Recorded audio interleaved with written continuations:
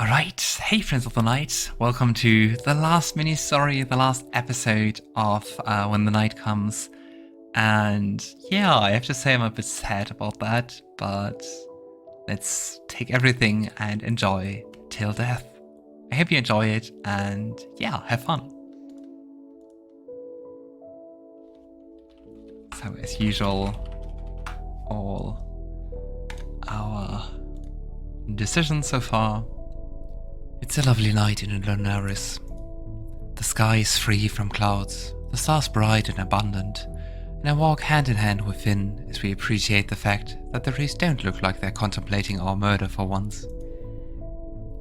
Spring has always been so peaceful here. I smile at him. I didn't think I'd ever find the forest of Lunaris peaceful, with their withering branches and eyes in the dark, but he's right. Even more so because I'm with him. It is peaceful, strangely. But then Finn stops in his tracks, holding my hand tightly as he directs me to stop. His nostrils are flared. I know that look, his sense is far keener than mine. Fuck's sake. He offers me a sympathetic grin. Sorry, love. There's a vampire, a young one, coming up on your 6. Do you want me to try and negotiate? I reluctantly pry my hand from his and ready my weapon. I gesture vaguely at the trees and step back.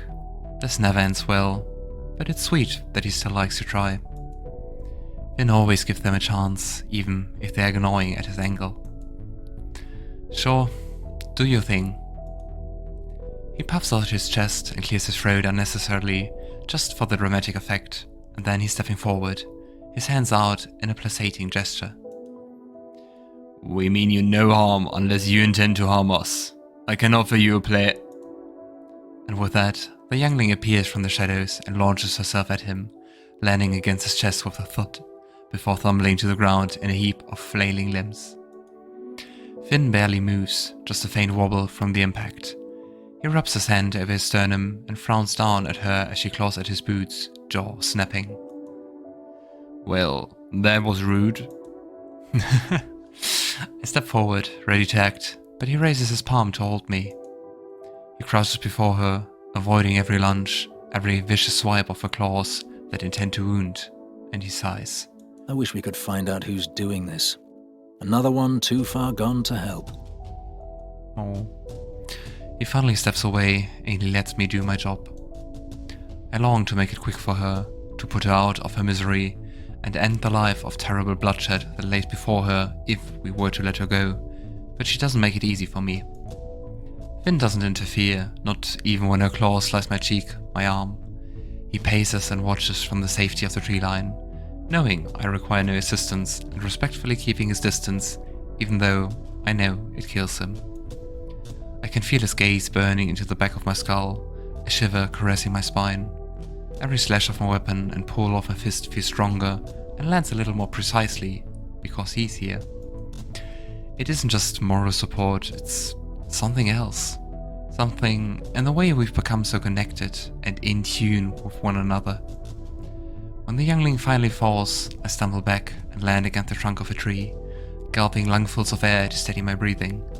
My pulse races, my adrenaline at its peak, and Finn is before me in a flash. He smiles softly, where he checks me over, something I'm still not entirely used to just yet, but I don't have the heart to tell him it's not needed. Plus, who am I to deny the attention and affections of such a lovely vampire?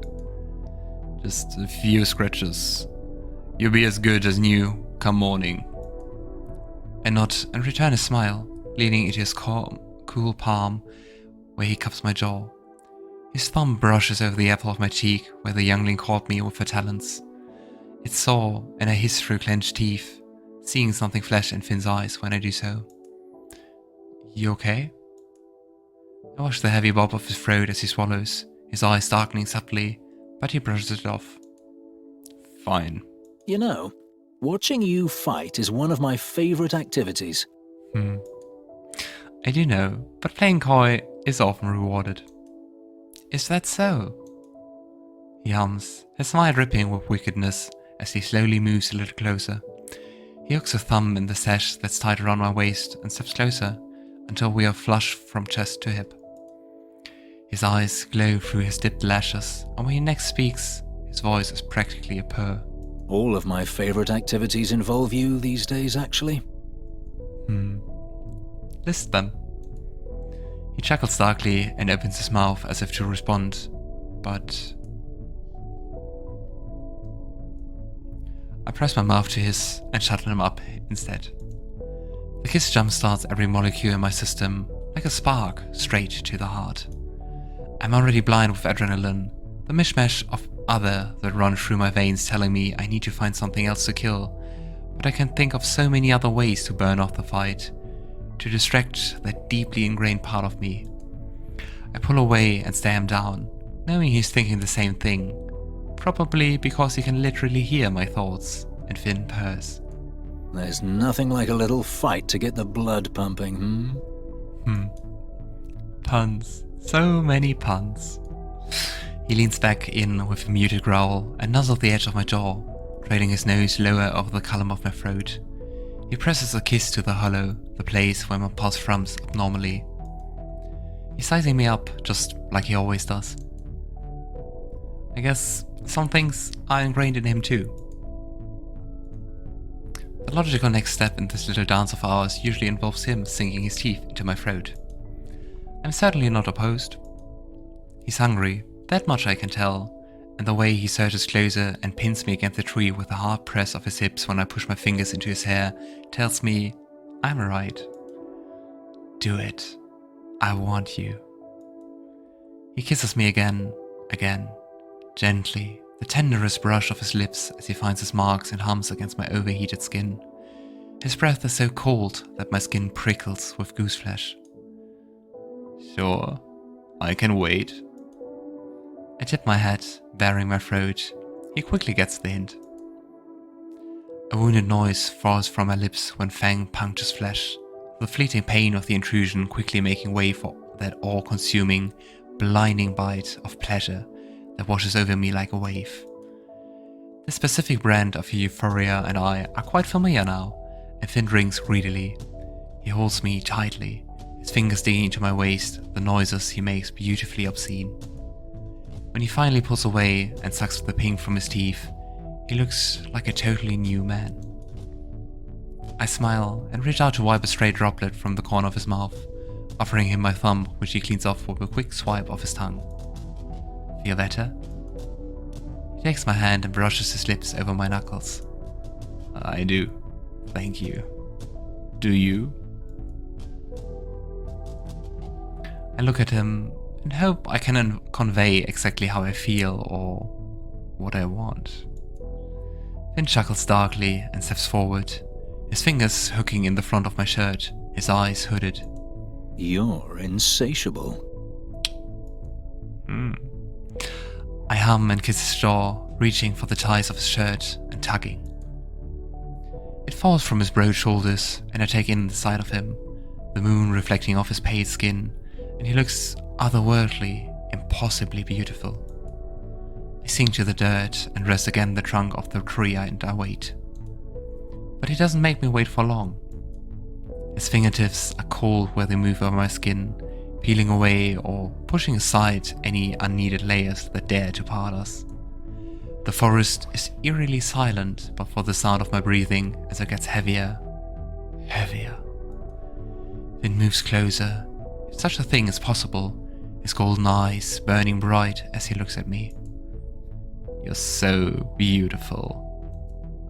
He presses his mouth to my skin, unable to resist tasting the salt-sweet sweat of me as he kisses a trail up along my throat where he's just bitten me. He finally finds my lips and greedily swallows my quiet, desperate whimper. There's no space wasted between us, Finn's movements unhurried, savoring, basking in every little hitch of my breath, in the way his name rolls off my tongue over and over, like my favorite prayer, a benediction. My hand moves up over his spine, his neck pushing into raven hair. Messy strands snarl about my fingertips that curl and tuck and make him shudder against me. The stutter in his steady rhythm is a revelation, one that makes me gasp against his parted lips, his fangs sharp against my tongue. He traces the curve of me, the shape of my body, every dip, every rip and swell of me committed to memory. He smiles against my overheated skin as I hiss through clenched teeth, my skittering thoughts echoing loudly in his mind. More. Yes. There. He treasures my warmth and the noises he can pull from me, and I treasure the way he looks at me as he picks me apart piece by piece. These cherished moments spent in each other's arms, no words needed. When we are both spent and sated, Finn presses his lips to my ears and whispers, Is that going in your mission report? An absolute success. I laugh and shove him away, balling up his shirt and chucking it at his face.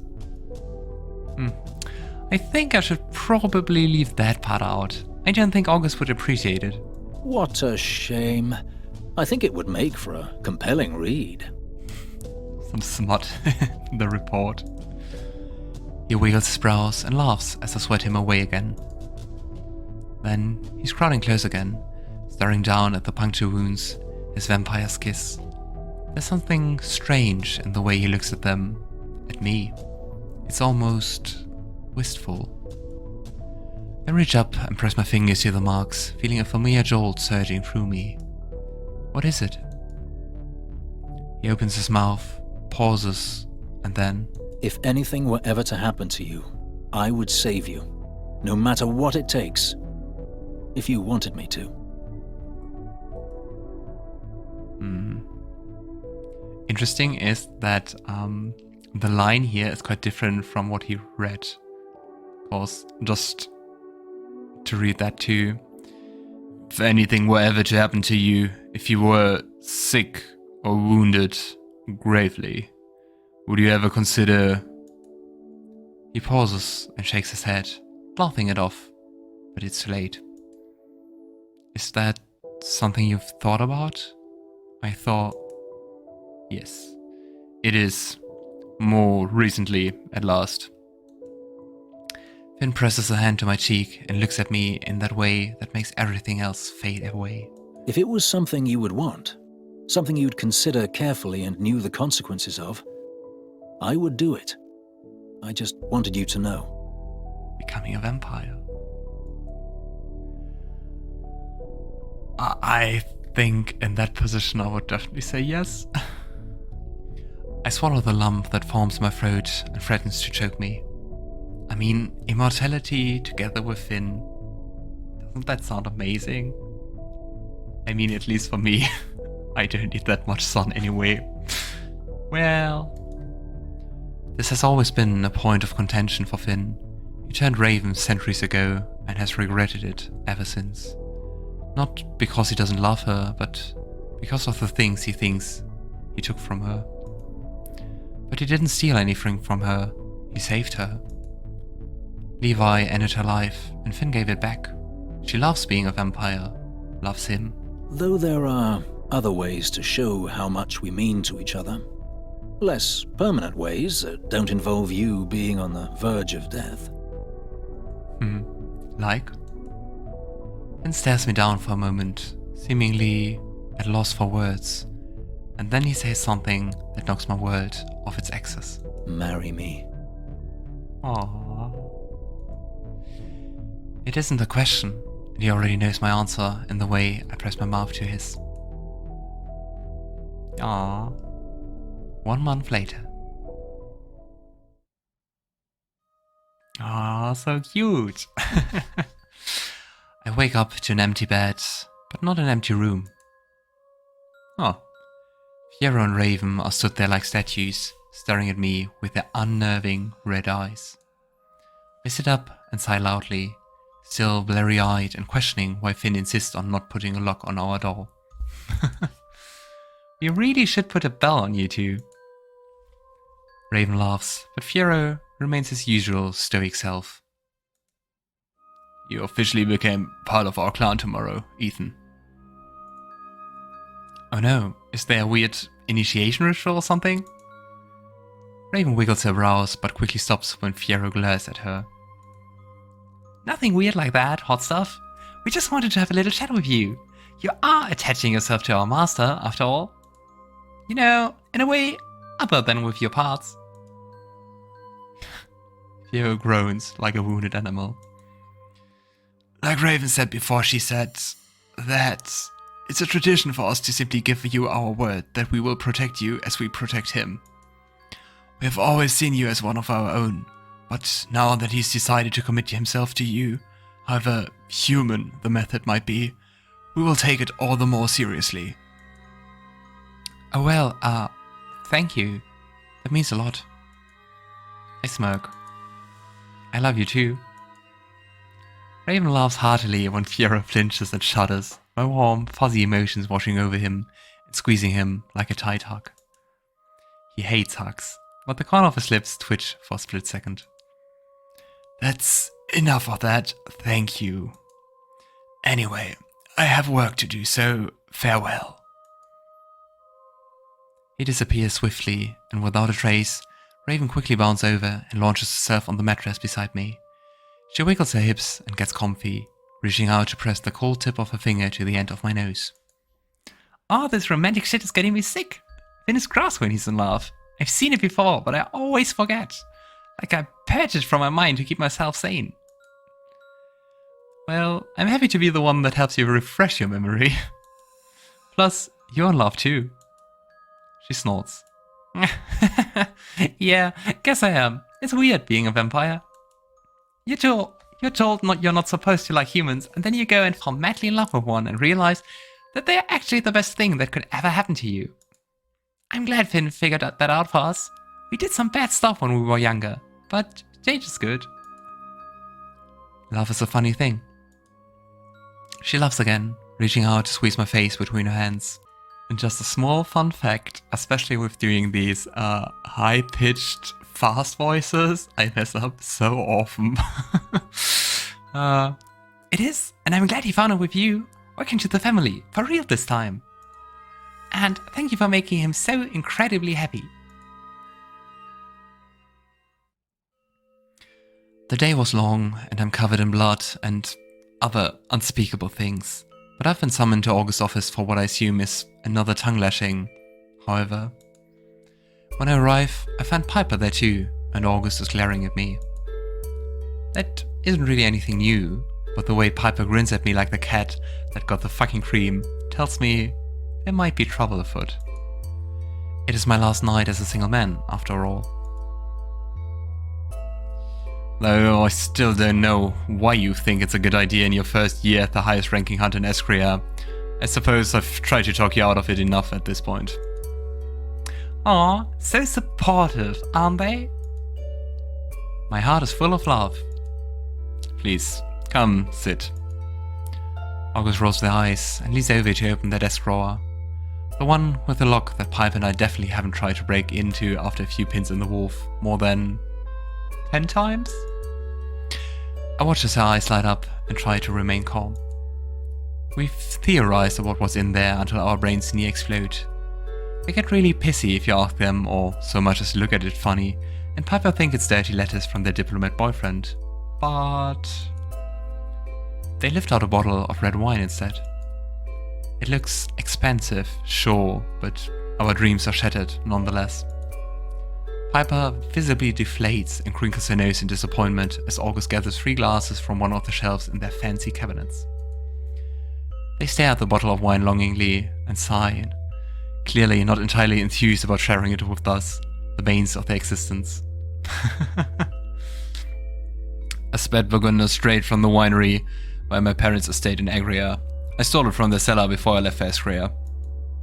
I've kept this for a special occasion, so I suppose this one might have to do. Wow, nothing special happened in the years you've been here.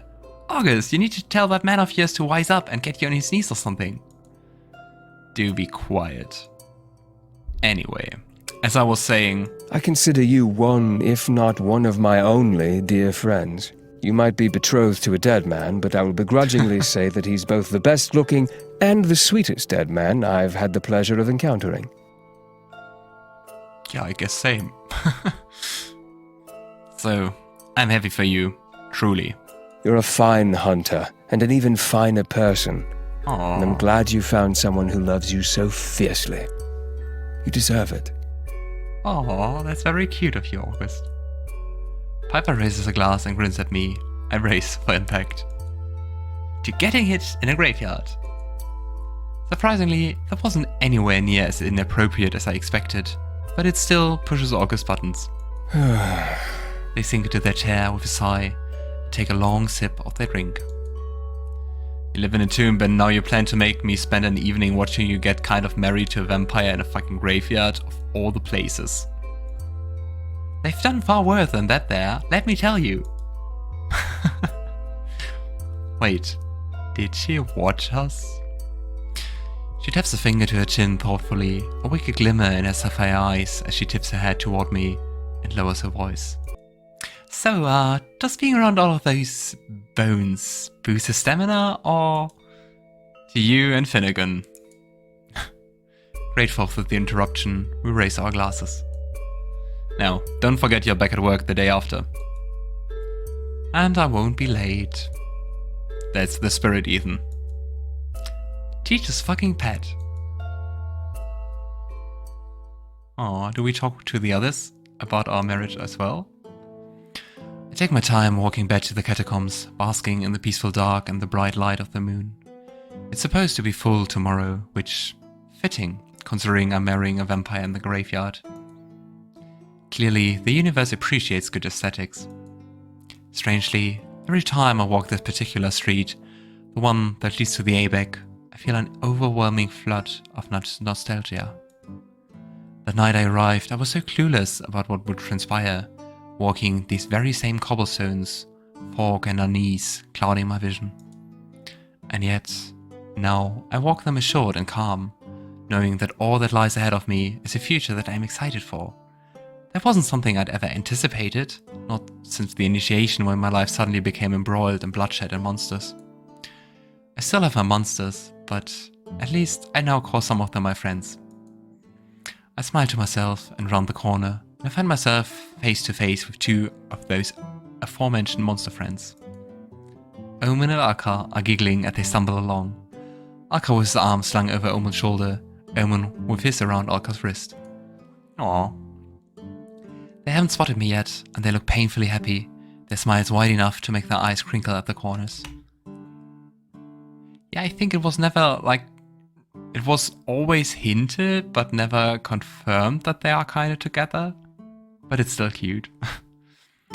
Alkar leans in and presses a kiss. Okay, I should read first. So I guess that's the confirmation. Alkar leans in and presses a kiss to Omen's temple, and they both blush furiously when they finally do spot me. Aww. Well, look who it is. Shouldn't you be getting to bed nice and early, getting your beauty sleep? I roll my eyes at him. Been to the tavern, have we? Yeah, but we keep getting funny looks, so we thought it best to take this. Omen smiles sweetly as his tail swigs in front of him, the spaded tip coiled tightly around a bottle of expensive-looking rum. Back to our humble abode. Cave party! Don't tell Edna. I will try my hardest not to expose you. Alkar laughs and sweats at Omen's tail until he's hiding their loot behind his back once more. The poor demon looks impossibly guilty, his cheeks pink and his eyes looking anywhere but at my face. It was Alkar's idea. Of course it was my idea. I'm surprised you haven't dragged Finn out to take part in your nefarious deeds. That makes him pout. Yeah, well, tried, didn't I? But he was all soft about spending the night with you. Probably looking to get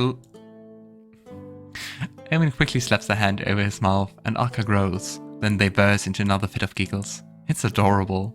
They are adorable. Then I suppose I'd better get home to him, shouldn't I? Omen untangles himself from Alkar's clutches, bottle and towel, and he quickly reels me in for a tight, bone-crushing hug. He's warm. So warm I think I might actually start to sweat if he doesn't let me go soon. And I throw Alkar a pleading look as I pet Omen's back soothingly. Hey, Omen, I think you can let go now. He releases me and jumps back, his eyes wide and his cheeks pink. Oh, sorry, I just... excited. Seeing you and Finn happy and becoming one warms me right here. He presses a hand to his sternum, and sure enough, his ribcage seems to glow like he has embers deep in his chest. Aww. Alkar watches him with unabashed fondness. Yeah, once again, everyone in this game is so cute. Maybe it'll be you two next. I expect them both to trip over themselves to deny such a thing could ever happen, but instead, they lay their fingers and smile softly at each other. Maybe we are all growing here in Lunaris. Maybe, but I'll have to ask my father first. Alkar's tail bristles and straightens like he's been electrocuted, and Omen laughs loudly. Just kidding! He'd say no, so I won't ask. I'd better get home. It was nice seeing you both. Don't go getting into any trouble. I'd quite like the night off. Alkar slaps me on the shoulder as they pass. I turn to watch them go. The tails are entwined behind them. That bottle of rum still holding firm. Sounds like fun. Love is really in the air. I pry myself from Finn's arms sometime around midday.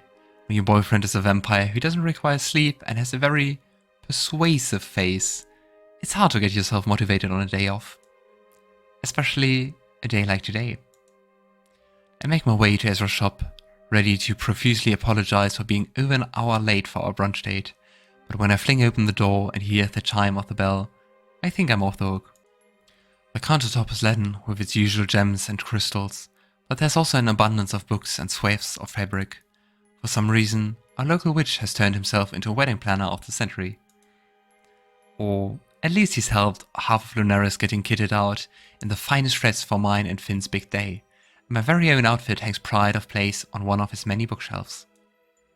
I wander over and run my fingers over the soft fabric, my heart pounding loudly in my chest.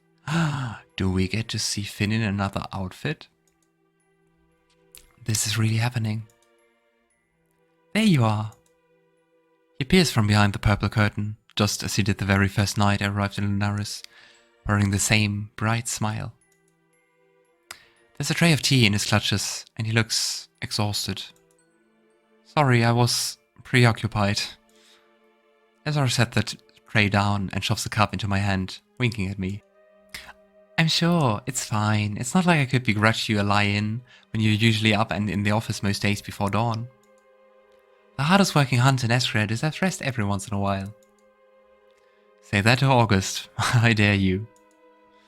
Gus doesn't know the meaning of rest. Never has, never will. Now, come on, into the back. We need a little chat, and I have something for you. I cast my outfit a final, loving glance, excited to get it on later, and I follow Ezra into the back room. Coco is snuggled up on the sofa when I take a seat at Ezra's little table for two. He has his hands clasped around a little black box, his green eyes sparkling with delight. He's up to no good, I can feel it in my bones. I made you and Finn a little gift, for luck and, well, he said you didn't plan to have any rings made, which I thought just wouldn't do. Aww. He slapped the box across the table and waits patiently for me to open it. When I do, I'm lost for words. The two bands are simple and elegant and look silver, but I'm sure Ezra has made them out of something a little more vampire-friendly. I brush my finger over the shiny surface, and I'm struck by the strange feeling of familiarity that washes over me, of comfort. I look up at him, and he's leaning forward, eager to see what I think, I suppose. These are beautiful, Ezra. You didn't have to... He places his hand over mine and shakes his head. The look he offers me, one of the earnest fondest. Now, none of that. You and Finn are very dear to me. I wanted to make something extra special to show you just how much. You made these? I'm used to crafting weapons and more complex items, so this was a lovely little break from such complicated work. I did enchant them for you, though. Here. He takes the box and carefully pulls one of the rings from between the plush velvet that encases them, holding it between his forefinger and thumb. I look closely, and I see the most subtle shimmer of magic running through the core. And there, on the inner ring, is a tiny engraved crescent moon. They say that people here used to worship the moon, that the Aebek was crafted for a god that watched over the town and its people before it fell to ruin. The moon, this moon, represents change, like the one we've all been through since you arrived in Lunaris. I've seen how happy you make him, and how happy he makes you in return. I know you're going to be so happy together, even more so than you already are. He hands it to me, and I let it lay in my palm. I can feel the magic, the tiniest hint of a spark settling up on my skin. I don't know what to say. Thank you, Ezra. This is so thoughtful. He takes my hand again and sets me down, his eyes narrowed and his lips set in a thin line. I will also simply have to kill you if you hurt him. I smile, watching the corner of his mouth twitch as he tries to stifle a smile. I hope you scared the shit out of him when you gave him the shovel talk. You know I did. I squeeze his hand hard. You're a wonderful friend. And you are too. Now, come on. Let's get you in a gorgeous outfit. You've got a handsome vampire to marry. Words I never thought I would hear. But very nice words. Also nice music, and also new, I think. The moon is full in the sky, bright enough to cast Lunaris in this vibrant, otherworldly glow. It shows off every strange and unexplained glimmer of magic that lingers near the ground, the air warm and thick with the smell of spring flowers. It's beautiful, and still my favorite place in all of Lunaris. Hey, good looking. I turn and find him, and he looks like a dream. I didn't expect to see him in anything other than black and gold, but August Taylor did a fine job with his suit. It fits him like a glove, the gold embroidering that edges his jacket bringing out his eyes. Yeah, he looks amazing, but I didn't expect anything different. I'm still wondering what the moon is standing for. If it's about this old god. I mean, he's old, right? Did he follow him or something? Or believe in him? He reaches for me, and I go all too willingly. I splay my palms upon his chest and take a deep breath, my eyes roaming his smartly dressed form. I'm glad you didn't bother covering yourself up. He tells. Never. At this point, it is a written rule. If I ever see you with your shirt buttoned, I know that you have been possessed. Please, behead me if that ever comes. I smile and lean in, and he meets me halfway. The kiss is fleeting, but still leaves my toes curling in my boots. He rests his forehead against mine, a lazy smile forming at the edges of his lips. You're sure about this? It makes it sound like we're about to embark on some terrifying journey, like something deadly or close to the end of the world. Oh, I'm sorry I have to break the mood. I would hate to answer that with "are you?" The question is one I've asked myself time and time again since that night he asked me to marry him in the woods. In fact, since the very first time I called him mine. He's a vampire, I'm a hunter. We are diametrically opposed, mortal enemies if you listen to tradition and tomes. But Finn has always defied convention, and I guess I have too. I love him, and he loves me. I've come to learn in my time here that found family and the things that make you happy are all that you need to survive. I'm sure. I've never been more sure. Let's fucking do this. He laughs and my heart soars. Then he reaches for me and I take his hand, his iron fingers cooling my suddenly clammy palms. I'm glad you said that. I don't have a backup plan. Now, let's do this. And so, we do. By the light of the moon and under the gaze of our loved ones, we promise ourselves to each other. When I slide the ring onto his finger, I feel something shift, like everything has truly, finally fallen into place. The band doesn't feel heavy around my finger, it just feels right. Eventually, everyone leaves us. The drinking a lot of laughter taking itself into the streets of Lunaris and straight to the tavern, where I'm sure Finn and I will join them. But for now, a reprieve. And the final artwork. And I have to say, this is my favorite one, that's why it's in the banner for this whole Let's Play.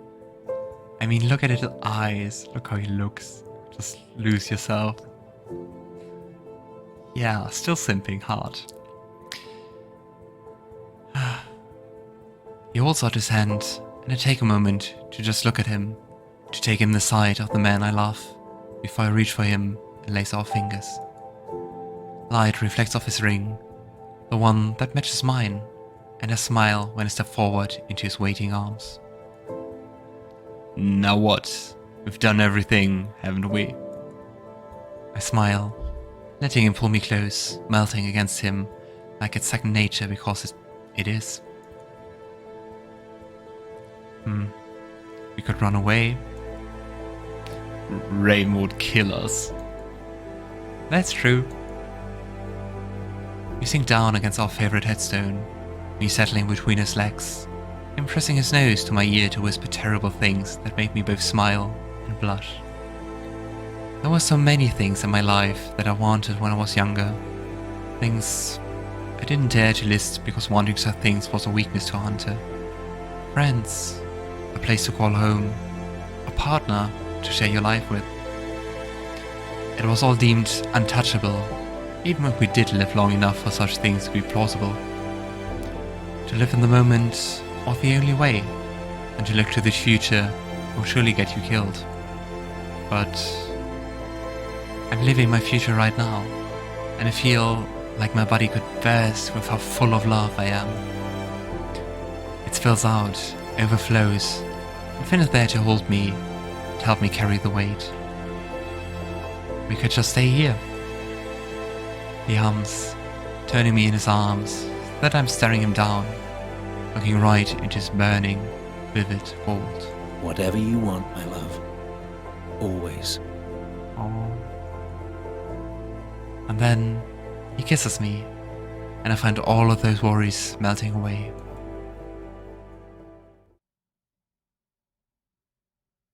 That was such a lovely scene.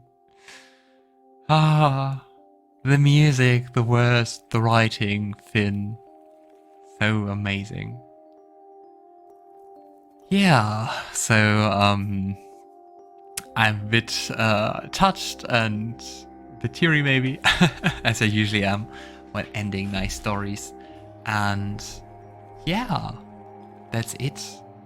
I know I've already done in episode 28 wrap up and that's it, but indulge me, listen to me once again to go on about how amazing this game is. It's so nice, I really love it. I think Lunaris, which is funnily enough also the name of the developers, here you can see that, Lunaris Games, which is a nice name. Did an amazing job. I love the characters, especially Finn, as you may have noticed. And yeah, I hope you enjoyed the Let's Play. I hope you had fun. It was really fun to capture over this whole month. It was like, I think, 3 or 4 weeks took me to record everything. So always a little bit behind, but not that much. Since I'm always pushing out new episodes when they are running out. And yeah, it was so amazing. I hope you had an awesome time with it. I hope you had an awesome Pride Month. And cause you never can say that enough, cause I know life sometimes is hard to people for being different. No matter who you are, no matter who you love, no matter what you like, who you identify as, whatever. Where you live, where you want to live, what you want to do with your life, you're amazing. And don't let anyone tell you differently, and if there are people who tell you differently, don't take it too harsh and try to just ignore them. And yeah, you're amazing. There are amazing things you can do, and cherish that. Alright, before I get really mushy and cheesy, which I think I already did, I will say goodbye, friends of the night. I hope you had fun, as usual. If you had fun, I would love to read some comments or, yeah, see some likes on my videos or some new subscribers. Tell your friends, I don't know. It's not about the numbers, but I just hope that what I do can just make people happy and reach them. So, yeah, that would be amazing. Otherwise, love you, friends of the night. Bye bye.